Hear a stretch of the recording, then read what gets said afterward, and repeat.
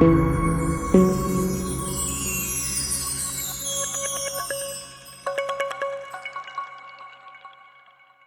un rappel. Les groupes contre lesquels nous nous battons appartiennent à deux organisations islamistes internationales, Al-Qaïda et Daesh.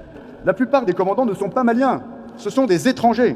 Les chefs d'Al-Qaïda au Sahel ont conçu leur projet d'expansion vers les pays du Golfe de Guinée. Ces pays sont désormais des cibles, eux aussi. Et pour desserrer l'étau dans lequel ils sont pris, et pour s'étendre vers le sud, les terroristes financent déjà des hommes qui se disséminent en Côte d'Ivoire ou au Bénin. Avec les terroristes, on ne discute pas, on combat.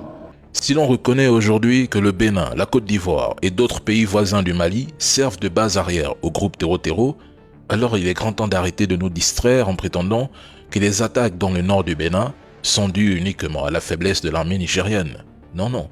Dès 2020, des rapports faisaient déjà état de la présence de groupes armés dans des villages frontaliers béninois.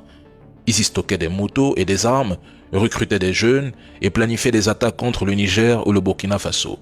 En Côte d'Ivoire aussi, le nord, près de la frontière malienne, était déjà identifié comme une zone de transit pour les combattants et leur matériel. Alors, mesdames et messieurs, qu'est-ce qui a changé en 2025? Rien. Même la tentative de déstabilisation du Burkina Faso en utilisant le pays voisin est logique.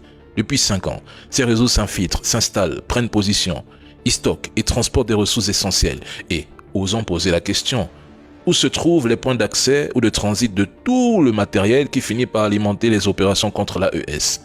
Dans ces fameuses bases arrières. Et comme on l'a souvent entendu, les chefs Terreau ne sont pas maliens.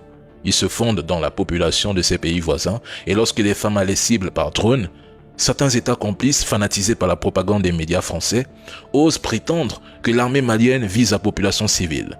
Mais un jour, la vérité éclatera au grand jour, et ça c'est une certitude.